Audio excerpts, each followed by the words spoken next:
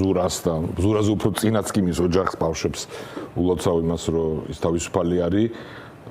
მე არ მიყვარს ხოლმე დრამატიზაცია, არაფრის ზედმეტად ან შემთხვევით მეჩვენება ხოლმე რა უნდა მომივიდეს, მაგრამ ვინც ნახა კადრები, ყველას და მე ვსარგებლო ხოლმე შემთხვევით, რომ იმ ადამიანებს მიმართო, ვინც ჩვენსავით არ ფიქრობს.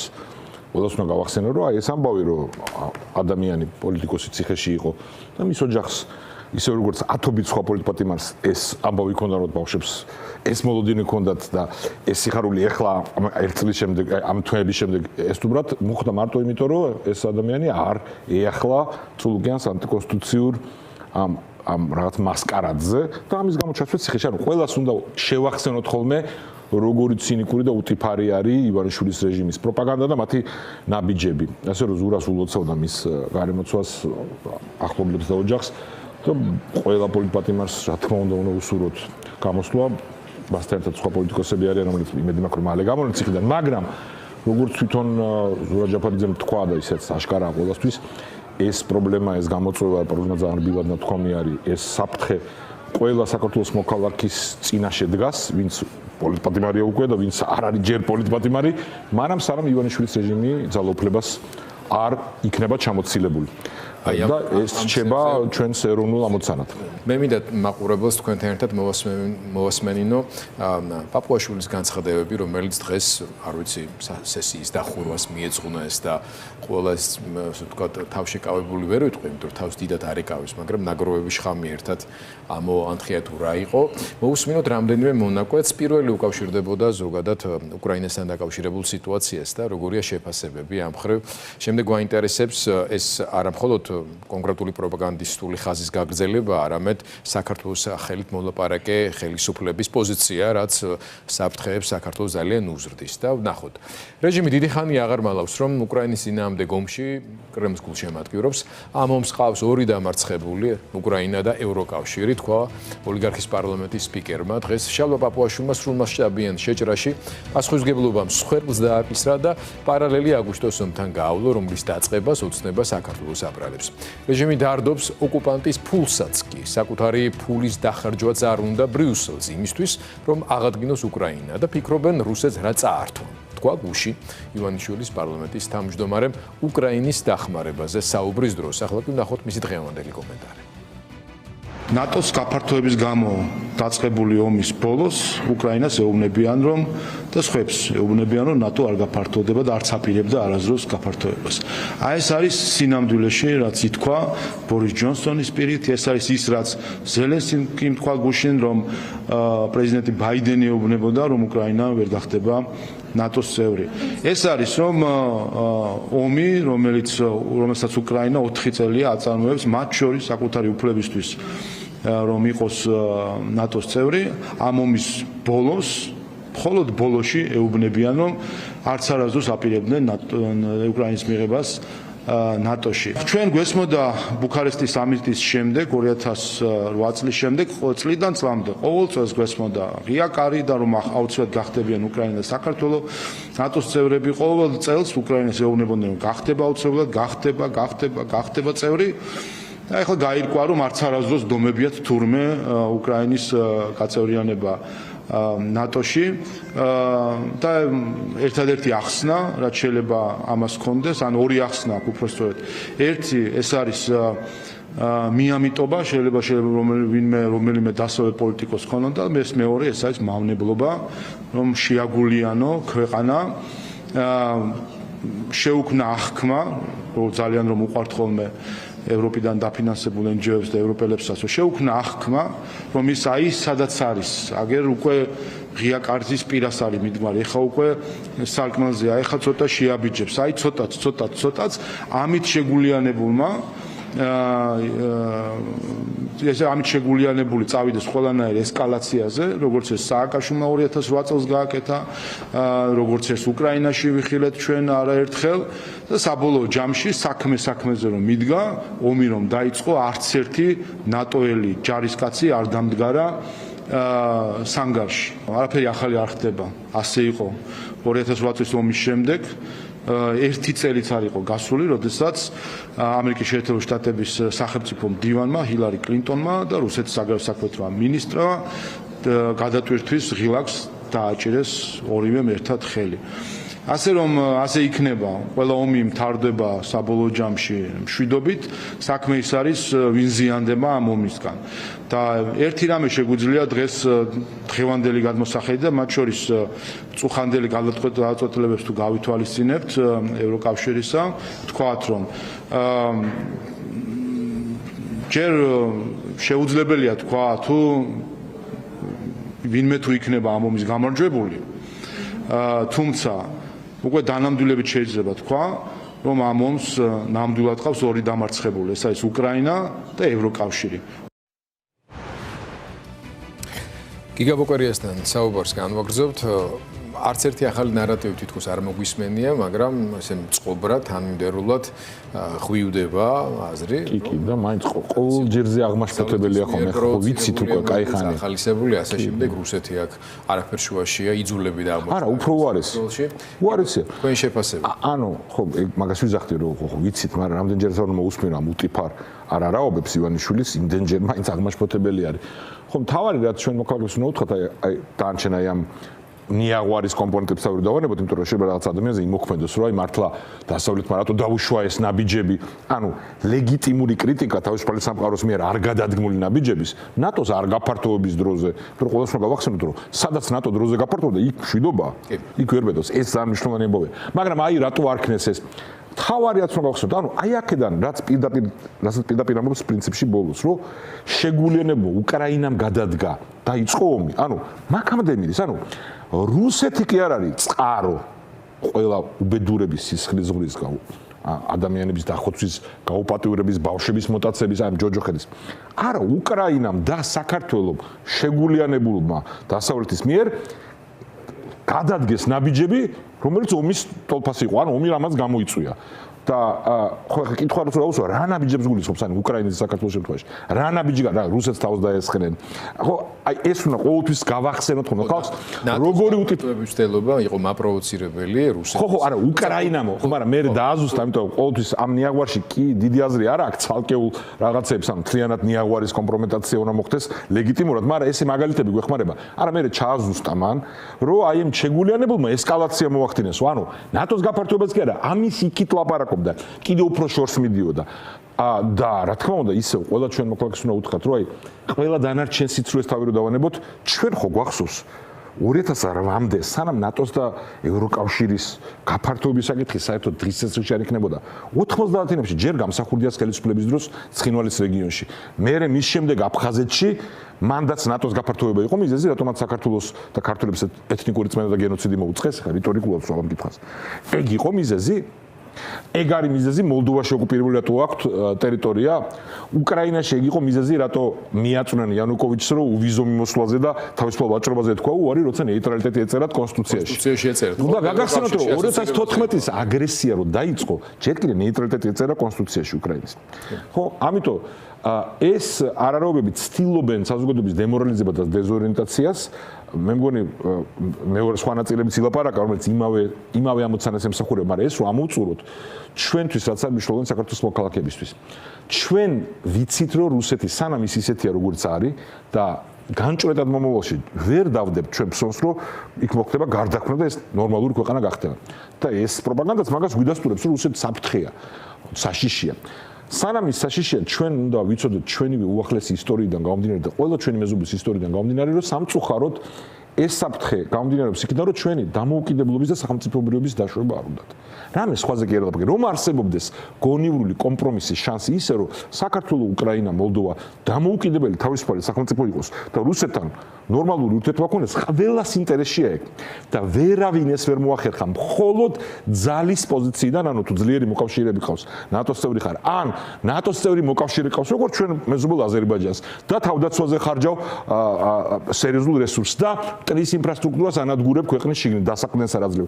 მხოლოდ მაშინ არის შესაძლებელი რაღაცა ურთიერთობის ქონა ისე, რომ არ ქონდეს მყისიერი საფრთხე სამხედრო აგრესიის. ყველა სხვა შემთხვევაში, თუ ხარ მარტო, თუ შენ არ ზრუნავ საკუთარ თავდაცვაზე, თუ შენ ხელს უწყობ მის პროპაგანდას დემორალიზების საზოგადოების, ეგ არის მოწვევა აგრესიის. ანუ აი ეს გზავნილები ქვეყნის შიგნით და ქვეყნის გარეთ არის პირდაპირ დახმარების ხელი გაწვილი რუსეთისკენ, რომ ზეგ თუ არა, მაზეგ თუ არა, იმის შემდეგ თავს დაგვესხოს და კიდევ უფრო დიდი მსხვერპლი გამოიწვიოს საქართველოში. უკრაინაშიც მთავარი ერთ-ერთი ფაქტორი, რის გამოც გარისკა პუტინის რეჟიმმა სრულფასოვანი მასშტაბური აგრესია და 2014 წლის აგრესიაც იყო მათი დაზვერვის, მაგრამ პირველ რიგში პრორუსული უკრაინელი პოლიტიკოსების გზავნილები, რომ აქ თუ შემოხვალთ, აქ წინააღმდეგობა არ იქნება. ანუ ამ გზავნილებით და მათი საყრდენის გაძლიერებით ხდება გაზრდა საფრთხის მსხვერპლის და ომის და უბედურების. ეს ხალხი, ეს რეჟიმი, ყველა მათი ნაბიჯით ქვეყნის შიგნით და საერთაშორისო ასპარეზზე. მათი ხელიდან ჩვენ გვიზრდის საფრთხეს, რომ სისხლის გუბები დადგეს მართლა საქართველოში. და ჩვენ ვნახოთ, აი ეს განსხვავება რაც ვნახეთ, ხო 90-იანების დასაწყისშიც აგრესია იყო პირდაპირ სამხედრო რუსეთის, აფხაზეთში და ცხინვალის რეგიონში და 2008-შიც. და 2008-ში უმძიმეს დარტყმა მივიღეთ დამატებით ტერიტორიები დაიკავა რუსეთმა, იქამდე ოკუპირებული ტერიტორიების მიღმაც და მქონდა მსხვერპლი ჩვენი გმირი ჯარისკაცების სამოქალაქო მოსახლეობა, მაგრამ რო შევადაროთ ეს ამბავი და 90-იანების დასაწყისში ვნახავთ რამხელა განსხვავება, როცა მთლიანად იზოლირებული ხარ თავისუფალი სამყაროსგან და როცა მტერს ბევრად უფრო სუსტ მტერს 90-იანების დასაწყისში რუსეთი ბევრად უფრო სუსტი იყო ვიდრე 2008-იან დღევანდელი, მაგრამ აი იმ სუსტ მტერსაც როგორ შეეძლო ცალი ხელით ჩვენთვის უზარმაზარი მსხვერპლის, როგორც რაოდენობით, ისე ტერიტორიით, ყველანაირად, ისე ჩვენი სახელმწიფოების მშენებლობის მორყევით, მაშინ მოეყენებინა. ამიტომ თავარი და ერთადერთი გეზი, რაც საქართველოს შეიძლება გქონდეს, როცა ჩვენ გვეყოლება ნორმალური მთავრობა, არის პირველი ქვეყნის შიგნით მტრის ინფრასტრუქტურის განეიტრალება, რომ მტერმა იცოდეს, რომ საყრდენი ქვეყნის შიგნით არ აქვს, თავდაცვაზე სერიოზული ნახტომიზებური ზრუნვა გაზრდის, არა იმიტომ რომ ომი გინდა, არამედ პირიქით, რომ მტერმა იცოდეს, რომ ადვილი არ იქნება დაპყრობა. და მესამე, ძლიერი მოკავშირეების ყოლა, როგორც რეგიონში, ისე თავისუფალ სამყაროში. ამ კომბინაციის გარდა არ არსებობს არც ერთი შანსი საშუალოადენა და გრძელვადენა რუსეთისნაირი მეზობლის პირობებში სისხლის ზღვრის თავიდან აცილების, ომის თავიდან აცილების და დამოუკიდებლობის შენარჩუნების. არც ერთი მაგალითი არ არსებობს ამისი. მხოლოდ იმ ქვეყნებს აქვთ რუსეთთან შედარებით სტაბილური ურთიერთობა და დღეს არა აქვთ ომი და სისხლის ზღვა, ვინც არიან ძლიერები და დაცულები. აი სწორედ მოკავშირეებთან დაკავშირებით მინდა ევროკავშირის შეფასებების ნაწილს მოусმინოთ პაპუაშვილის შემთხვევაში ამ მონაკვეთთან შინაარსთან შედარებით კიდევ უფრო მკაცრი და მე ვიტყოდი ამ სტატუსისთვის შეუფერებელი სიტყვები გამოიყენა მან, მაგრამ ეს არ იყო. ვიცი რა თუმცა ამ პირველი ნაწილის გაგრძელებაა, იგივეა. აქ იქნება ერთი ძალიან მნიშვნელოვანი შედარება, რომელიც საერთოდ ყოველგვარ ჩარჩოებს ცდება, როდესაც წითელ არმიას ადარებს ევროკავშირს საქართველოს. მოვისმინოთ, რომ მთელი კონტექსტი აღვიქვათ. როდესაც წითელი არმია შემოვიდა საქართველოში 1921 წელს, ისინიც ქართული ხალხის დასახმარებლად შემოვიდნენ და ქართული ხალხის სახელით შემოვიდნენ და ამბობდნენ, რომ საქართველოს იმჟამინდელი ხელისუფლება, დამოუკიდებელი საქართველოს ხელისუფლება ქართულ ხალხს არ ემსახურებოდა და ქართული ხალხი იყო დასახმარებელი. ასე შემოვიდა ხიშტით მეექვსე წითელი არმია საქართველოში. და ასე გაგვიუქმა ჩვენ სუვერენიტეტი. ჩვენ სუვერენიტეტს ხიშტით გააუქმებენ თუ სიტყვით, ამას არსებითი მნიშვნელობა არ აქვს სახელმწიფოებრიობისთვის. და ის რაც გუშინ ევროკავშირის უმაღლესმა საგარეო წარმომადგენელმა თქვა, ეს არის ჩვენი სუვერენიტეტის სიტყვით გაუქმება. ისაც წითელმა არმიამ ხიშტით გააკეთა, ახლა ცდილობს კაია კალასი რომ სიტყვით გააკეთოს და ჩვენი სუვერენიტეტი გააუქმოს. რას ქვია სიტყვათა წყობა, რომ ხალხს უჭერ ხარს და ხელისუფლებას არ. ეს ხელისუფლება ვისია? ქართველი ხალხის არჩეული ხელისუფლება. ეს არის დემოკრატია. და ის ადამიანი რომელიც ამას ამბობს, ან ვერ ერკვევა რა არის დემოკრატია, ან არის სხვა ქვეყნების სუვერენიტეტის გაუქმების პოლიტიკის მატარებელი. კაია კალასის შემთხვევაში ფიქრობ, რომ უფრო პირველი შემთხვევა არის. ნუ კალას შევეშოთ ამ შემთხვევაში, ანუ წითელი იმპერია და იძახის, რომ ცისფერი ლურჯან ევროკავშირის იმპერია ერთ სიბრტყეშია. ეგ არის სწორედ ეგ არის ამ რეჟიმის და ამ ტიპის რეჟიმების ბუნებით რუსული რეჟიმების ეს განცხადებები ხელს კიდევ უფრო მეტად შეუწყობს თუ არა დინამიკას, რომლის თაობაზე გადაწყვეტილება დღეს მოვისმენთ ევროკავშირის ანგარიშიდან და უკავშირდება ახალი წესის ამოქმედებას 1 იანვრიდან, რომლის შედეგადაც საქართველოსნაირი პრობლემების მქონე ქვეყნების თანამდებობის პირებს, ცალკეულ ჯგუფებს, ასე ვთქვათ, ადამიანებისა უვიზო მიმოსვლა შეუწყდებათ და პერსპექტივაში ნათქვამია, რომ თუ მდგომარეობა გამოსწორებას არ დაიწყებს და ქვეყანა არ დაიწყებს დაკმაყოფილებას იმ ძირითადი მოთხოვნების, მათ შორის პოლიტიკური ადამიანის უფლებათა ნაწილში და კორუფციის რა მოთხოვნებსაც საქართველოს არათუ აკმაყოფილებს, არამედ სრული უკუსვლა არის ანგარიშის პირობებში, დღის ეს რიგში შეიძლება უკვე აქტიურად დადგეს მთელი მოსახლეობისთვის ვიზა ლიბერალიზაციის გაუქმება. ეს განცხადება უბრალოდ კიდევ ერთი დასტურია იმისი, რომ სანამ ივანიშვილის რეჟიმი ყავს ამ არარაობებით, გარდაუვალია რომ მოქალაქეებმა ფასი გადავიხადოთ ბოლოს. ხო, ანუ მაგ თვალსაზრისითაც საინტერესოა, ხო, როცა ნებისმიერი თავისუფალი სამყაროს ლიდერი იძახის, რომ ქართულ ხალხს ხარს უჭერს, ჩვენთვის მნიშვნელოვანი გზავნილია, ეს კაპიტალი, რომელიც ქართულმა საზოგადოებამ დააგროვა ამ წლების განმავლობაში, არსებობს, მაგრამ ის არ არის უსასრულო. ანუ ჩვენ ყველანი უკვე ვიხდით და მომავალში ძალიან მძიმე ფასს გადავიხდით, თუ არ შევცვალეთ ეს რეჟიმი. ამიტომ ეს განცხადება რომელიც არ გაეკეთებინა ამ ხელისუფლების პირობებში, რაღაც მომენტში გარდაუვალია, რომ ამ მათ შორის ეს მძიმე შედეგიც დადგება, რომლის ფასიც იქნება უამრავი ჩვენი საქართველოს მოქალაქის ოჯახისთვის შეზღუდვა შესაძლებლობის გართულება 1-10 შესაძლებლობის რო წავიდეს თავისუფალ სამყაროში, სამკურნალოდ, სამუშაოდ, იქიდან ოჯახების შესანახად. ანუ სერიოზული ფასი იქნება. მე ყოველთვის და ჩვენ ყოველთვის თავშევავთ ხოლმე პროგნოზებისგან, ხო? იმიტომ სულ ყველაფერი როდის მოხდება.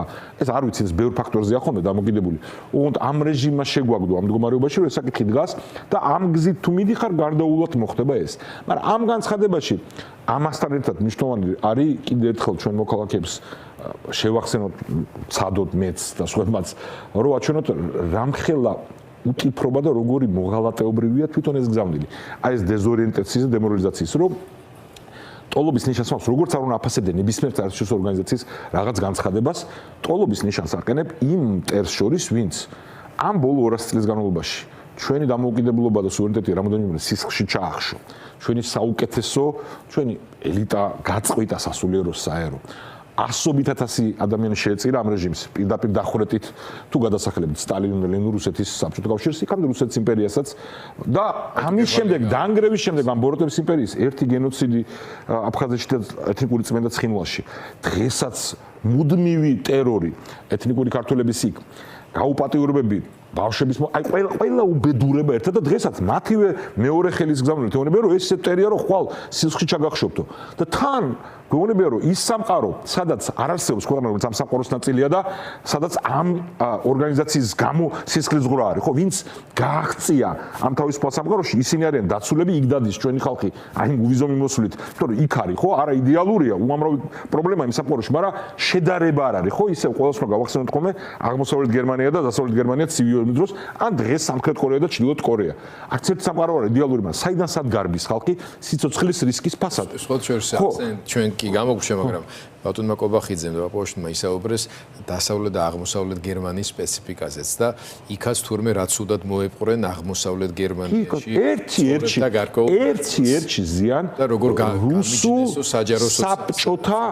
ნოსტალგიის და აი ამ რევიზიონისტულ გზავნილზე დასავლური და დისკუსიაშიც ეგეთი ძალები არსებობენ რომელიც პირდაპირ ჩვენი ეროვნული ინტერესების წრები არიან უნდა გვახსოვდეს რომ ყველა ვინც და ესენი იყენებენ ხოლმე დასავლურ დისკუსიას ტყუილმართლს ერთმანეთში აურევენ გააზავებენ გადმოიტანენ და უნდა გვახსოვდეს რომ იქაც ვინც დაობს იმაზე რომ რუსეთს დაუთმოთ ეს სფეროდან უაღიზიანებთ ის ჩვენი ეროვნული ინტერესების მტერია ანუ ეგ გზავნილი იქ რაც ამათ მოწონთ ხო ესენი ხო ზეიმობენ ხოლმე იქ ვინმე თუ რამეს ცუდ სიტყვის რომ აი რუსეთს ნუ ერთში დაანებეთ თავიო თავისთვის სასარგებლოდ მიაჩნიათ იმიტომ რომ დემორალიზებისთვის იყენებენ ქვეყნის საზოგადოების ნაწილის ამას ცდილობენ და ჩვენ ყველას უნდა უთხრათ რომ რატო შეიძლება ნორმალურ თავრობას ადამიანებს უხაროდეთ გზავნილი რომელიც მის სამშობლოს მათ სამშობლოს საფრთხის ქვეშ აყენებს მხოლოდ იმიტომ რომ ეს ხალხი ეს მოღალატეობრივი რეჟიმი დგას აი ამ შიშით манипуляციაზე. ეხლა თქვენმაც სხვა დეტალი ამაზე მნიშვნელოვანი არის, მაგრამ რუსეთის ფულის წართმევა უნდა თუ ეს რა იკადრესო. ხო შეიძლება ეგ არ მოხდა. ანუ ეგ განწყობილება არ მიიღეს, ანუ მაგ დეტალსაც იტყუება, ანუ პირიქით ევროკავშირის ფულის კრედიტი მისცეს ახლა დამატებით უკრაინას. ოღონდ აქ ეგეც არ არის თავარი, ამასაც კი იტყუება, მაგრამ რეპარაციებს არ გადაიღეს. ხო, მაგრამ იგიც რო არ იყოს ამ დეტალს თავი დავანებოთ. საერთოდ ამაზე რა თქმა უნდა, ანუ რუსეთის ფულს მიადგნენ რას ნიშნავს? ანუ აბრამოვიჩის თანხებზე დარდობენ რომ თვითონ გაყინულ თანხებზე რუსეთის, ანუ ამ ბოროტმოქმედი სახელმწიფოსი. ხო, ბოროტმოქმედი, მოკლედ, ანუ ჩვენ მოქალაქეებს უნდა უთხრათ. ერთადერთი რაშიც ისინი ეფექტურები იყვნენ, აი ამ უტიფარი განცხადების ფონზე იყო ზოგადი უიმედობის და დემორალიზების გზავნის დაწესვა, რომ იცი რა, აი ეხლა ხო არ არის აქტიური ომის ფაზა, ხო? საოკუპაციო ხაზად წევენ ხოლმე ჩვენ მოქალაქეებს იცეცებენ და კლავენ, ხო? და ეს უბედურებაა და ამის შეფასება როგორც ჩვიდობა არ შეიძლება, მაგრამ რახან აქტიური ფაზა არ არის, აი იქნებ აი ეს უზნეოები, ეს ნაძირლები იყვნენ, ოღონდ ომი არ იყოს. მე მომისმენია ამ პერიფრაზი ამისი ნორმალური ადამიანებისგანაც, რომელიც ყოველდღიურ ცხოვრებაში არიან შრომობენ, ეს უმძიმესი შეცდომაა და ჩვენი ამოცანა არის ყველასი, ვინც ხედავთ იმას, როგორი საჩქარო და როგორი აუცილებელი ამ რეჟიმის დამარცხება, რომ ამაზე ბევრი ვისაუბროთ. ამ თემას არ გავექცეთ, იმიტომ რომ ეს თემა არ წავა უკრაინაში ვითარება, ჩვენ იმედი გვაქვს, რომ როგორი განვითარებაც არ უნდა იყოს, უკრაინის სახელმწიფოებრიობა იქნება დაცული უზარმაზარი მსხვერპლის ფასად, მაგრამ უზარმაზარი მიღწევა იქნება ის, რომ რუსეთმა თავის ამოცანას ვერ მიაღწია, მაგრამ დაძაბულობა ან საომარი მქონდები შეიძლება გაგრძელდეს კიდე ჩვენ არ ვიცით რამდენი ხანი და ჩვენი საფრთხე არსად არ გაქრება. და თუ ჩვენი საზოგადოების დემორალიზება მოახდინეს და ამითი ძალაუფლება შეინარჩუნეს, ჩვენი საფრთხეები რუსული აგრესიის ერთი ასად გაიზრდება. და ყველა მოქალაქეს უნდა უთხრათ, რომ ეს არის სიცრუე, არ არსებობს მაგალითი ამ უსინდისო ნაბიჯების შედეგად სახელმწიფოებრიობის დამოუკიდებლობის და მშვიდობის დაცვის. პირიქით, სწორედ ეს ნაბიჯები, სწორედ ის, რომ უკრაინაში იმ დროს, როცა ლიტვა, ლატვია, ესტონეთი და პოლონეთი ფორმაში იყვნენ, როცა იყო იქ კორუმპირებული პოლიტიკური კლასი, ხო, ბოლომდე და რომელსაც ხედვა არ ჰქონდათ, რომელსაც არ ისარგებლა იმ ვითარებით, რაც იყო, იმის ფასიხდის გმირული ბრძოლით უკრაინელი ხალხი დღეს. კუჩმასი და იანუკოვიჩის. გიგა, თუმცა ასე საკითხის დაყენებას აქვს კიდევ ერთი მნიშვნელოვანი კუთხე. ანუ ადამიანებს, რომლებიც საფრთხის განცდით უყურებენ რუსეთს, ის მოლოდინი ამ რეჟიმის პირობებში არ აქვთ, რომ რადგან ესენი რუსების არიან, რომ რუსია აქ შემოვა და სისხლისღვრას დაიწყებს. და ესეც მიაჩნიათ, რომ არის გარკვეული პოზიტივი. ხო, ანუ ჩაბარებულები რადგან არიან. მესმის, ეხლა ადამიანი ვინც იძახის, რომ დამოუკიდებლობა არ მინდა. ოღონდ სისხლისღვრა და თავისუფლება. დამოუკიდებლობა არ მინდა. ჩვენი არგუმენტები შეიძლება არ იყოს, მაგრამ იმიტომ რომ ჯერ დასავლური ბლოკი, იქაც პრობლემა თუ დააკვირდით რა ფრაზები თქვა, ხო? ზუსტად ატრიალებენ, რომელი ნატოს ჯარისკაცი მოვიდა და იომა შენთან ერთად და ასე შემდეგ, ეგონება ნატოს წევრები რო არ ვიყავით ნატოს წევრები. ხო, რა თქმა უნდა, კარგია რომ გაგახსენებთ. და პირდაპირ დემორალიზების კამპანიაც იდევა. მართალი ხარ, თქო, მაგ ხალხს რა უნდა უთხრათ, იცით, ვინც შეიძლება ჩემთვის ასეთ მიუღებელ დოქტრინას იზიარებდეს, რომ ну ხო აი მოდი არ იყოს დამოუკიდებლობა, ნუ გვექნება ოღონდ მშვიდობა იყოს და ჩვენი შვილები გადარჩნენ. ხო, ერთ მორალურად პრინციპულად დამოუკიდებლობაზე დიდი ფასეულობა ამ თავისუფლებაზე შეიძლება არ არსებობს საერთოდ, მაგრამ პრაქტიკულადაც რო უთხრათ, უნდა გავახსენოთ რა ხდება იმ ქვეყნებში, იმ სივრცეებში, სადაც რუსეთმა დომინაცია აიღო. აქ რა ჩვენ მეზობლად, რა არის რუსეთის მიერ დაპყრობილ დაღესტანში რუსეთის მიერ დაპყრობილ იმ უმცირესობის რაიონებში, იქიდან მიყავთ ხალხი ომში და იქ ჩააქვთ მერე კუბოები. და რა ხდება ცხინვალში და რა ვითარებაა ოკუპირებულ აფხაზეთში, ეს ჯოჯოხეთი, რასაც რუსეთი იქ ატრიალებს, ანუ სხვის ომში უნდა, რაც ჩვენს გამოვიარეთ, ხო? ანუ მე ზუსტ პარალელს კი არ ვატარებ ისტორიულს, ბევრი განსხვავებაა, მაგრამ უზარმაზარი მსხვერპლი გაწია საქართველოს მეორე მსოფლიო ომში. უზარმაზარი. თავისია იმ ტიპიური რუსული საბჭოთა სტალინური დამოუკიდებლობის ჩახოცვით, ყველა მიცის ვინც ისტორიაცის რა მოხდა კერჩში, ხო? 300,000-ზე მეტი ქართველი ჩაიხოცვა და მერე ავღანეთის ომში. თავი რო დავანებოთ იმას, რა ჯოჯოხეთიც დაატრიალეს იქ. ანუ თუ დამოუკიდებლობას თმობ იმისთვის რომ მშვიდობა იყოს, ეს არ არის ჩემი სიტყვები, ანუ ბევრი დიდ მოაზროვნეს კამათი არის ვის მიეკუთვნება ხო ჰამილტონზე მეგობრებო ლაბარაკი რომ ის არის პირველ რიგში თუ ამას თმობ ვერც მშვიდობას და ვერც ვერანაირ უსაფრთხოებას ვერ მიიღებ ჯოჯოხეთს მიიღებ თუ დათმობ დამოუკიდებლობას ამიტომ დიახ ეგეთი მოსაზრებაც არსებობს და მაგ ხალხს უნდა უთხრათ რომ გარდა იმისა რომ უზნეობა დამოუკიდებლობაზე უარის თქმა იმ მშვიდობისთვის რაც მათ უნდათ საკუთარი შვილებისთვის მაგას მიაყენებენ ყველაზე დიდ საფრთხეს ხვალ თუ არა ზეგ თუ არა მაზე უზარმაზარ ფას გადაიხდის ყველა თუ მაგზი წავიდა საზოგადოება რომ მოდი დამოუკიდებლობას უარი ვთქვათ, ოღონდ ხვალ ჯარი არ შემოიჭრას, იმიტომ რომ საკუთარ ვასალებსაც ჯია ხოლმე ჯერთი ამ ვასალების პირობებში შეიძლება ჩათვალოს რუსეთმა რაღაც მომენტში საჭიროდ უფრო გადამწყვეტი მოქმედება. ეგეც არ არის გამორიცხული. იანუკოვიჩის მაგალითი ეგ არის. იანუკოვიჩს კი არ უნდა და ის სცენარი რაც მოხდა. კიდევ ერთი ასპექტი აქვს ასეთ ხედვის საფრთხეს და პრობლემას. ეს უკავშირდება მათ შორის კეთილდღეობის კომპონენტსაც. მეტნაკლები რაღაცა ტიპის გარანტიები, რომელიც გაქვს ამ შემთხვევაში, რეგიონალური სტაბილურობის ნაწილში. მათ შორის შენს უახლოეს მეზობლოდებთან მიმართებაში. იმის გამო, რომ დღეს სრულ წინააღმდეგობაში მოდის რუსეთის ინტერესთან, აქ უკვე დადგა დღის ეს რიგში ჩვენს უახლოეს და დეკადების განმავლობაში ყველაზე უფრო ესე დალაგებული ურთიერთობის მქონე მეზობლებთან ვითარების დაძაბვა. ამ მხრივ მინდა რომ ერთი სინქრონი ინტერვიუს ნაწყვეტი მოვასმენოთ მაყურებელს და ამაზეც თქვენი აზრი როგორც პარტიის ლიდერის და უშიშროების საბჭოს ყოფილი მდივნის საინტერესოა საქმე ეხება ჩვენს უახლოეს მეზობლებს. ნიკოლ პაშინიანი აღიარებს რომ ნავთობპროდუქტების საქართველოსთან ტრანზიტთან დაკავშირებით პრობლემა არსებობს. სომხეთის პრემიერმა მედიასთან განაცხადა, რომ აზერბაიჯანთან ნავთობის შესყიდვის მიმართულებით თანამშრომლობის გაგრძელება შესაძლებელია, თუმცა არსებობს გარკვეული საკითხები, რომლებიც დაკავშირებულია საქართველოს ტერიტორიაზე ტრანზიტის ტარიფებთან. მან იმედი გამოთქვა, რომ ეს საკითხები მოგვარდება, თუმცა არც ის გამორიცხა, რომ ბიზნესები მოძნებნიან ალტერნატიულ გზებს იმპორტისა და ექსპორტის უზრუნველ საყოფად. მანამდე აზერბაიჯანის პროსამთავრობო გამოცემებში გავრცელდა ინფორმაცია იმის შესახებ, რომ საქართველოს უსაფუძვლოდ მაღალი ტარიფი მოითხოვა საწვავის ტრანზიტისთვის. მედია ერწმუნება, რომ ბაქო სომხეთის საზღვრამდე რკინიგზის აღდგენის შესაძლებლობას განიხილავს. თბილისის სატარიფო დემარშის საპასუხოდ. მეც დავინახე, რომ ნავთობპროდუქტების დატვირთული მატარებელი უკვე დაიძრა აზერბაიჯანიდან და სომხეთისკენ მიემგზავრება. მივესალმები ამ მოვლენას. ვაჭრობა კერძო კომპანიებს შორის ხორციელდება, მაგრამ რა თქმა უნდა, სომხეთსა და აზერბაიჯანს შორის დამყარებულმა მშვიდობამ შექმნა პოლიტიკური პირობები ამ ვაჭრობისთვის, რაც შეეხება საქართველოზე ტრანზიტს. თუ ეს პრობლემები არ მოგვარდება, იმედი მაქვს, რომ ბიზნესები ალტერნატიულ გზებს იპოვიან იმპორტისთვისა და ექსპორტისთვის. თუ ეს შეთანხმებები მომავალშიც საინტერესო იქნება. რა გითხრათ, ახლა ამაზე უფრო პირდაპირ მინიშნებები მეტი რაღა უნდა იყოს. აზერბაიჯანული მედია აქ თავად პრემიერ-მინისტრი საუბრობს პრობლემაზე, რომელიც აშკარად არსებობს. თავისთავად ის, რომ ჩვენ შეიძლება გვქონდეს აბსოლუტურად ლეგიტიმური სურვილები, რომ მივიღოთ სარგებელი ეკონომიკური ამ ტიპის ასე ვთქვათ ტრანზიტიდან სრულიად ბუნებრივია, მაგრამ არსებობს პოლიტიკური, გეოპოლიტიკური კონტექსტი და ამავე დროს სტრატეგიული ურთიერთობების ჩარჩო.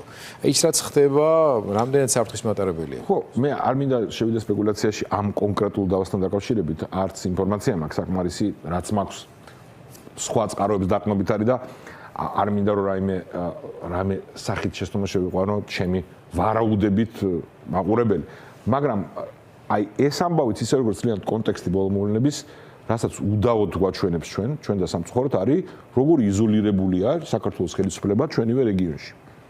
ხო, სხვაშორის აი ამ სამარცხვინო ვიზიტისას ხო, რაც უნდა ყოველთვის ახსოვდეს ხო, აშხაბადში რო იყვნენ ამ ყველანაირი თვალსაზრისით ეგზოტიკურ თბილად თოთ ქვეყანაში და რაზეც გითხეს რომ აქ წყდება საქართველოს ბედიო ხო და ეს კიდე თქო მინდა უთხრა რომ აი იმ ადამიანებსაც ვინც არ იზიარებს ჩვენ გაწყობას იმათი უმრავლესობაც დაგვეთახება რომ არც მათ უნდათ რომ აი მან წყდებოდეს საქართველოს ბედიო ხო გეოპოლიტიკურ აშხაბადში წყდებოდეს ხო მაგას გულისხმობ ხო ან თუნდაც ისე აქ თავდასხმა კი არ არის ჩვენ მომცრო თურქმენზე ხა გასაგებია რომ ეგ არ არის ჩვენი გზა ხო ეგეთი ქვეყანა ჩვენ ვერ და არ ვიქნებით მიუხედავად რომ ეს რეჟიმი ბუნებით მაგდაგვარი არის ხო მაგრამ ამას რო დაუბრუნდეთ ხო ანუ იქაც ხო ვითომ მაგითო იყვნენ რომ აი ჩვენ რეგიონში უფრო შედარებით რაციონალური ახსნა ქონათ ურთიერთობები ხო ნორმალური მთავრობა უნდა ელაპარაკოს რეგიონში ყველას მათ შორის ისეთ ქვეყნებს ვისაც ჩვენგან განსხვავებული ისტორიული არჩევანი აქვს როგორი ქვეყანა უნდა იყოს ეს ნორმალური ნაწილია მეცაც გეტყვით მტერსაც უნდა ელაპარაკოს უბრალოდ ეს ყველაფერი უნდა იყოს ნაწილი რაღაც ხედვის და სტრატეგიის რომ მოკავშირეები ყავდეს მარტო არ დარჩე ძლიერი იყო იმ პროცესებში და ხდება შენიერული ინტერესი ნახო და ჩვენ რასაც უყურებთ აი ბოლო წლებში ივანიშვილის რეჟიმის პირობებში არის იზოლაციისკენ ნაბიჯ სვლა ანუ ჩვენ ამ რეჟიმს არ ყავს მოკავშირეები რეგიონში და ერთადერთი ფსონი რაც დადებული აქვს არის საკუთარი საზოგადოების რეპრესიებით პოლიტიკური დევნით ძალადობით და დეზორიენტაციით და ამ ნიაღვარით პროპაგანდის შეცდომა შეყვანა რომ ვითომ რახან ეხლა აქტიური ფაზა არ არის ომისა ჩვენი მტრისგან აი ამის გამო უნდა დარჩენ ძალაუფლებაში და ეგ ყველაზე სახიფათო გზა არის აი ისევ უბრუნდები ამითი ამ თემით ისე უსაფრთხოების თემას ყველა ნაბიჯი რომელიც აჩვენებს რომ საქართველოს მარტო და პარტნიორები არ ყავს რეგიონში არის წახალისება საფრთხის ჩვენი მტრისგან რუსეთისგან. ამის საპირისპიროდ უნდა იქცეოდე. ყველა აი ამ თემაში, რაც ახლა აი აქ მათ შორის ეკონომიკურ ამ დიდი გარდატეხის შემდეგ, რაც დგება ხო ჩვენ რეგიონში, რომ რუსეთის და საბჭოთა ბოროტების იმპერიის მემკვიდრის მიერ დათესილი ეს ომი და სხვა ისტორიული გარემოების გამო გამოწვეული ეს ომი ჩვენ ორ მეზობელს შორის, რომელიც რუსეთს აძლევდა საშუალებას კონტროლის და რომელიც ამ რეგიონს ამყოფებდა მთლიანად ამ თვალსაზრისით სულ სტრესის ქვეშ, ეს კვანძი თუ ბოლომდე იხსნება და ამის ყველა ნიშანი გვაქვს, ამას მოაქვს გამოწვევებიც კონკურენციის ამბავში, მაგალითად ტრანზიტზე და ეკონომიკაზე ეს ასეა, მაგრამ მოაქვს დიდი შესაძლებლობა, რომ ამის შედეგად ეკონომიკურად და უსაფრთხოების ყველა თვალსაზრისით ახალი შანსები გაჩნდეს. შეიძლება ვიღაცამ თქვას, რომ საფრთხეებიც არსებობს ამ რეგიონში სხვა, კი ბატონო, და მით უმეტეს ამ ვითარებაში თუ სუსტი ხარ და მარტო ხარ და ერთადერთ პარტნიორად ყავს შენი მტერი, რომელსაც შენი განადგურება უნდა, ამაზე უფრო დიდი მოწვევა საფრთხის და შარის არ არსებობს. სისუსტეზე დიდი, სისუსტეზე და უმოკავშირეობაზე და ქვეყნის შიგნით საზოგადოების დემორალიზაციაზე დიდი მოსაწვევი უბედურების არც ერთ ქვეყნის არ არსებობს და ამას აკეთებს ეს რეჟიმი ყველაფერამით. რადგან საერთაშორისო ფაქტორებზე ვსაუბრობ და ამ თემას ვერ ამოვწურავთ, მაგრამ ბოლო არგუმენტი მინდა მოვიყვანო, უკავშირდება შეერთებული შტატების მოქმედი ადმინისტრაციის პოლიტიკას, რომელიც კიდევ ერთხელ არტიკულირებული იქნა საგარეო პოლიტიკის დოქტრინა არ ქვია სტრატეგია, მაგრამ ესეც არის ერთ-ერთი არგუმენტი, რომ აი იზოლაციონისტური პოლიტიკა, რეგიონისადმი ინტერესის კლება, ევროკავშირზე, ევრაზიულ სივრცეში მთელი პასუხისმგებლობის გადაბარება შეერთებული შტატების მხრიდან და საქართველოს ტრადიციულად ამერიკა უფრო აქტიური პარტნიორი იყო უსაფრთხოებისა და თავდაცვის ნაწილში, განსაკუთრებით ვიდრე ევროკავშირი. საქართველოსთვის არა, ყველასთვის შეიძლება ითქვას. ხო, ეს ჩვენთვის და რადგან ახლა პრეზიდენტი ტრამპის მიდგომები ასეთი არის, ჩვენთვის შესაძლებლობები მცირდება და ამიტომაც ხო არ იწყებს უფრო აქტიური ბალანსის წყალებში მცდელობას, ასე ვთქვათ, ადგილობრივი რეჟიმი. ძალიან რთული ამის ახსნა, მაშინ ევროკავშირთან უნდა აძლიერებდე კავშირი. ჯერ ერთი და მეზობლებთან და ბალანსი რაც მან ჯერ ერთი უნდა ვთქვათ, რომ მე მაინც ეს ტრამპის სტრატეგიაც მინდა რომ აუცილებლად მაგასაც შევეხები, იმიტომ რომ თქვენ რაც თქვით, არ არის არაზუსტი აღწერა, ოღონდ მე მცოდნავ განსხვავებული აზრი მაქვს მაგაზეც, მაგრამ სანამ აქამდე მივალთ, აი ძალიან ცუდად არის საქმე. და მით უმეტეს თუ ცუდად არის საქმე, ამიტომ ჩვენი მარტო ყოფნა რეგიონში და არ ზრუნვა იმაზე რომ თუ არა რუსეთთან ერთად.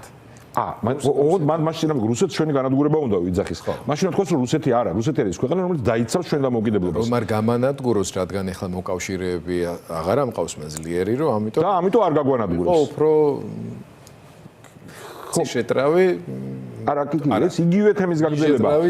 ანუ თუ ესეთი ვითარება დგება რომ ამერიკის როლი მცირდება, რასაც მე არ ვეთანხმებ და ვიტყვი რაც გულისხმობ რა არის აქცია ახლა. ეგ საინტერესოა. ეგ თუ ესე არის, მით უმეტეს გათმაგებული ძალისხმევა უნდა იყოს ნორმალური ეროვნული ხელისუფლებისა ამ გართულებულ ვითარებაში მოკავშირეების ძებნის. და თუ იქამდე მიდის, რაც ახლა თქვენ თქვით ხო, პრინციპში მაგალითად აი რუსეთი დაგვიცავს საფრთხეებისგან და რუსეთი აღარ იქნება საფრთხეო, ეს არის ისტორიულად უტიფარი სიცრუე, იმიტომ რომ ამის მაგალითი არ არსებობს.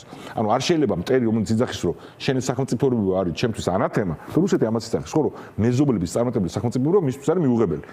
იმის იმედი ქონდეს რომ ის იქნება გარანტი შენი სახელმწიფოებრიობის. ეხლა რაც შეეხება თვითონ კონცეფციას, სამწუხაროდ ჯერ უნდა ვთქვათ რომ ეს მიდგომა რომ ჩინეთის საფრთხის გამო თქო იქნას გადასროლილი ძალისხმევა თავისუფალი სამყაროს შეერთებული შტატების პირველად არ გვესმის ეს ჯერ კიდევ გადატვირთვის დროს ობამას ადმინისტრაციის დროს გადატვირთვის ერთ-ერთი კონტექსტი ეს იყო pivot to Asia-ს უძახდნენ მაშინ და ამ შემდეგ მე არ ვიძახე რომ ეს იდენტური ვითარება, მაგრამ ეს ჩვენი ეროვნული ინტერესებისთვის და თავისუფლებას მივცემ ვიტყვი თავისუფალი სამყაროსთვის საზიანო და მცდარი მოსაზრებები დიდი ხანია არსებობს. მაგრამ ტრამპის ადმინისტრაციის პირობებში ჩვენ რაც ვნახეთ არის რომ ეგეთი ჩარჩოები არ არსებობს. ხო, საკმაოდ ტრანზაქციული არის და პრინციპში აქაც გზავნილი არის ტრანზაქციულობის, რომ სადაც ამერიკის ეროვნული ინტერესია მხოლოდ იქ ჩავერევით და არა რაღაცა ზოგადი ინტერესებისთვის და დემოკრატიის მშენებლობისთვის. ეს გზავნილი უფრო არის თუ და ჩვენ ნანახი გვაქვს რომ თქვა იგი ობამას ადმინისტრაციის განსხვავებით ამ ადმინისტრაციას ამერიკის ძალის გამოყენების მიმართ არ აქვს შემაკავებელი. ანუ იზოლაციონისტურად ნაბიჯებს ვერ დავარქმევთ იმ ნაბიჯებს, რაც ვნახეთ ირანში მაგალითად ან სხვაგან. ან თუნდაც ჩვენ რეგიონში ადმინისტრაციის აქტიურობა. ამიტომ თუ რამე დასკვნელობა გამოვიტანოთ აქედან არის რომ ჩვენი ეროვნული ინტერესი არის რომ ისეთ ხელისუფლება ყავდეს, რომელიც მოახერხებს ჩვენი ეროვნული ინტერესების ლობირებას ვაშინგტონში და სხვაგანაც დემონსტრირებას იმისი, რომ ორმხრივი ინტერესია, რომ დიახ, კარგი გაგებით ტრანზაქციულად ამერიკის ინტერესი არის საქართველოს უსაფრთხოება. ეს არის ერთადერთი დასკვნა, მაქედან რომ გამოვიტანოთ უფრო ღრმა დეტალებში რო არ შევიდე. ახლა მე თქვა ეს რას ნიშნავს, რომ იქ ბევრი სპეკულაცია არის თვითონ ამერიკის ახალ ადმინისტრაციაში, ვინც ადევნებს ხალხს შიდა დებატებს, იცის რომ სხვა ფრაქციებია. და ითვლება ერთ-ერთი ვერსია არის, რომ ეს დოკუმენტი უფრო იმ ფრაქციის დასაშოშმინებლად არის, ვინც უკმაყოფილო იყო ზეაქტიური საგარეო ნაბიჯებით, რომელიც ახლო აღმოსავლეთში გადადგა ტრამპის ადმინისტრაციამ. ისე მე ვციტირებ, ეს არ არის ჩემი მოსაზრება, მე არ ვარ ექსპერტი, უბრალოდ ბუნებრივია მაინტერესებს როგორც ამ ქვეყნის მოქალაქეს და ვეცნობ იმ დებატებს, რომელიც ამერიკის შიგნით მიმდინარეობს. ოღონდ ჩვენთვის ეს კი საინტერესო თემაა დისკუსიისთვის, მაგრამ როგორი ინტერპრეტაციაც არ უნდა გავუკეთოთ ამ დოკუმენტს ისევ როგორც ვითარებას სოფლიოში და შეერთებულ შტატებში, დასკვნა არის ერთადერთი. ამ ვითარებაში საფრთხებიც იზრდება და შესაძლებლობებიც შრდება. და ერთადერთი საუკეთესო ვარიანტი ჩვენთვის არის, რომ ვიყოთ იმ ფორმაში, რომ ეს შესაძლებლობები გამოვიყენოთ და ჩვენი ეროვნული ინტერესი დავამტხვიოთ და ვილობიროთ თავისუფალი სამყაროს ინტერესთან. იმიტომ რომ ამ და რეგიონულ პარტნიორებთან, ხო ახლა როცა ვსაუბრობთ ჩვენ რეგიონულ პარტნიორებზე, გასაგებია რომ ჩვენ გვაქვს ლეგიტიმური ისტორიული ტრავმები საზოგადოებაში, ამაზეც ხდება ხოლმე ხო სპეკულირება, ხო ჩვენ მეზობელთან მიმართებაში, თურქეთია ჩვენი მეზობელი. არა თურქეთი არის ნატოს წევრი, თურქეთი არის აზერბაიჯანის სტრატეგიული მოკავშირე. გაფორმებული ხელშეკრულებით მეხუთე მუხლის ტოლფასი გარანტიები აქვს და დიახ ჩვენ ყველა ინსტრუმენტი უნდა გამოვიყენოთ იმისთვის რომ საფრთხე რუსეთთან მომავალი შევამციროთ და დიახ ყველა სხვა დაპირისპირებაშიც ყველა ჩვენ მეზობელს თუ პარტნიორს თუ კონკურენტს ქონდეს განცდა რომ საქართველოს არის მნიშვნელოვანი მოთამაშე, რომელსაც ბევრი პარტნიორი ყავს და ბევრ სიხშირეზე არის გასული თანამშრომლობაში. და დიახ, თავის თავდაცვის უნარიანობა აქვს. ამიტომ ეგიდიაც მოსაკლავია, იმიტომ რომ მანდაც სრულ და უსინდისო დემორალიზაციას ეწევიან ნაბიჯებითაც წლების განმავლობაში, რომ აზრი არ აქვს. რომ ჩვენ ომი გინდა, თუმე თავდაცვის უნარიანობას რომ ზრდი, ეგ არის ომი გინდა და ამიტომ დღეს მთელ რეგიონში საქართველოს არის 100 თავით ჩამორჩენილი ყველა მეზობელს. ამაზე საფრთხო ვითარება არ არსებობს. თუ ამ გზას გავაგზავნებთ. რაზეც ახლა ჩვენ ვისაუბრებთ აგვე 40 წუთის განმავლობაში, ყველაფერი მიდის ფორმაში ყოფნაზე, ხო? ხშირად ახსენებთ ამ სიტყვას, რომ საქართველოს უნდა იყოს ფორმაში, აქტიურად უნდა ლობირებდეს თავის ინტერესებს, ამყარებდეს ამ კავშირებს, აძლიერებდეს. ამას ჭირდება შესაბამის ხელისუფლება. კიდევ ჩვენ გვაქვს ისტორიული მაგალითი, ხო? ქვეყნების ვინც შესაბამის მომენტში ფორმაში იყო, ლიტვა, ლატვია, ესტონეთი, პოლონეთი და ვინც არ იყო ჩვენ, უკრაინა, მოლდოვა. 90-იანის ბოლოს. ისტორიული ფაქტია უბრალოდ. ამას ჭირდება ხელისუფლების ცვლილება საქართველოში, რეჟიმის ცვლილება საქართველოში. გარდაულად. ზურას გამოსვლა სიხიდან თავისთავად მოყვა აქტუალიზება, ასე ვთქვათ, სამოქმედო სტრატეგიაზე დისკუსიის განახლების. რაც ბუნებრივია, იმიტომ რომ პოლიტიკური ლიდერები თავისთავად ცხადია წარმოადგენენ იმ სუბიექტებს, რომელთა შორისაც პირველ რიგში უნდა იხარშებოდეს სტრატეგია, მოსაზრებები და ასე შემდეგ. თქვენ რა მიგაჩნიათ არსებული ამ რეჟიმის მარწუხების, რეპრესიების, რეალობის გათვალისწინებით, შედარებით ყველაზე უფრო რეალურ გზად ამ რეჟიმის ცვლილების და პოლიტიკური პარტიების როლი. ჩვენ პოლიტიკურ გუნდს ფედერალისტებს ისე როგორც ხაშოს ზურა ჯაფარიძის პოლიტიკურ გუნდს გირჩ, რომელიც არის კოალიცია ცვლილების ნაწილი დროასთან და ახალთან ერთად, ვისთანაც ერთად ჩვენ ბოლო თვეებია ძალიან აქტიურ კოორდინაციაში ვართ და იქ სხვა პარტიებიც არიან, თავისუფლების მოედანი, ევროპული საქართველოს ეროვნულ დემოკრატიული პარტია, სტრატეგია აღმაშენებელი, ანუ მთელი ჯგუფია პოლიტიკური ძალების და ასევე სამოქალაქო ჯგუფების, ვინც ერთად თანამშრომლობთ და კოორდინირებას ვახდენთ, როგორც ქვეყნის შიგნით იქნება ეს აქციების დაანონსება თუ ორგანიზება, ისე ქვეყნის გარეგზავნილი, ისე შიგნით გზავნილი და მუშაობა და ჯანსაღი დისკუსია და სადაც შეთანხმებადია ერთობლივი გზავნილები მომავალთან დაკავშირებით. ჩემი და ჩემი პოლიტიკური გუნდის და მე მგონია რომ აი ამ პოლიტიკურ ამ ჯგუფებში არსებული ადამიანების მნიშვნელოვანი ნაწილის საერთო აზრია, რომ თავარი გამოწვევა ასეთი რეპრესიული რეჟიმის პირობებში, რომელიც რეპრესიებიც კიდევ უფრო დამძიმდება, ხო, თუ რამ პროგნოზი შეიძლება გავაკეთოთ, არის საპროტესტო სივრცის გაფართოება, ამაზე ვისაუბრია ბევრჯერ, იმაზე, როგორც რაოდენობრივად, ისე ხარისხობრივად ბევრად უფრო დიდი შრის ჩართვა საზოგადოების პროტესტში, ვიდრე ეს აქამდე იყო. პროტესტმა უზარმაზარი როლი შეასრულა ამ კატასტროფული ვითარების მიუხედავად ამ პროტესტის გაგრძელების შედეგია ის, რომ საქართველოს დღეს კვლავ აქვს წამს რომ ამ შანსს გამოიყენებს ეს შანსი, რომ ეს ბარიერი გადალახოს, მათ შორის საერთაშორისო ასპარეზზე აკრედიტაციის გვაქვს დარჩენილი და რაც უნდა გამოიყენოთ ამ პროტესტის დამსახურებაა. ამ პროტესტის დამსახურებაა ის აგონია, რასაც რეჟიმი თვითონ გვაჩვენებს, აი ამ შიდა რეპრესიებით და თვითონვე კორუფციის გამოვლენით, რომელიც მათში იყო, ანუ სუბთა აგონია აქვს, რაც მათ ასუსტებს და ესეც მნიშვნელოვანი ფაქტორი აქ არის პროტესტის გაგრძელება, მაგრამ პროცესს ჯერ არ მიგვიღწევია ყველას ერთად იმ შედეგისთვის, რადგან ვისაუბრეთ. ანუ გაფართოება არის საჭირო. ამ გაფართოების საქმეში გარდა კომუნიკაციისა და გარდა მათ შორის ისეთი რაღაცების გამეორებისა, რაც შეიძლება ბევრ უკვე ადამიანს უკვე ვინც პროტესტის ნაწილია მოეჩვენოს თავისთავად ცხადად, ჩვენ გვჭირდება ამის გამეორება სხვა მოქალაქეებისთვის. ყველაზე დიდი ჩავარდნა იყო და გამოწვევა არის კაფიო და სანდო ალტერნატივის საკითხი, ხო? ანუ პოლიტიკური ჯგუფებისგან დემონსტრირება, რომ მათ პასუხისმგებლობიანად შეუძლიათ მოქმედება. და ამიტომ დიახ, მან მე ვთვლი, რომ აი პოლიტიკური ჯგუფების ვინც ვიპოვეთ ერთთან თანამშრომლობის ეს რესურსი და ჩამოვთვალეს პოლიტიკური ძალები, ეგ გამოცანა გვაქვს, რომ ვაჩვენოთ საზოგადოებას, რომ არსებობს პასუხისმგებლობის მქონე პოლიტიკური ძალების გაერთიანება არა შერწყმა, არამედ საკოორდინაციო გაერთიანება, რომელიც რეჟიმის დამარცხების შემდეგ რომელსაც აქვს უნარი, ხედვა, რომც ვერ თანხმდებოდნენ რაღაცეებში, რომ ქვეყანა წინ წაიყვანოს. პარტიულ სუპერული გაფართოება დღის ეს რიგში არ დგას. არა, შეიძლება დადგეს, ოღონდ მე ხო მოძრაობა არის, ლელო კი, ოღონდ სხვაშორის კარგია რომ ეს კითხვა დამისვით, რომ დღეს მე უყურებდი და ზურას გამოსვლის შემდეგ მან გააკეთა ის ზოგადი მოწოდება, რაც ყველას გვაქვს, ხო, ერთიანობა ამ ამოცანასთან დაკავშირებით საზოგადოების ძალიან მნიშვნელოვანია. ოღონდ მე ამის ატაცება მოხდა და მე მედიაშიც ვნახე ოპოზიციურ ტელევიზიაში, ძირითადად ნაციონალურ მოძრაობის სპიკერების მიერ, რომ აი ერთიანობა გვინდა ჩვენ და ვიღაცები ხელს უშლიან. და რატომაც ჟურნალისტების ნაწილს გამორჩათ იმის კითხვა, რომ ნაციონალურ მოძრაობა თვითონ გავიდა ამ საკოორდინაციო ამბიდან. ცოტა ხნის წინ.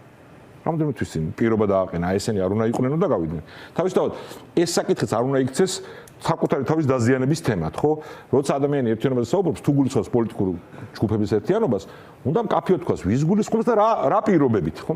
ჩვენ გვჭირდება, მე ხო ვთქვი, რომ სანდოობის და ნდობის აღდგენა საჭირო. ნდობის აღდგენა სჭირდება, რომ რაღაცა ფუნდამენტურ თამაშის წესებზე და გეზზე არსებობდეს შეთანხმება.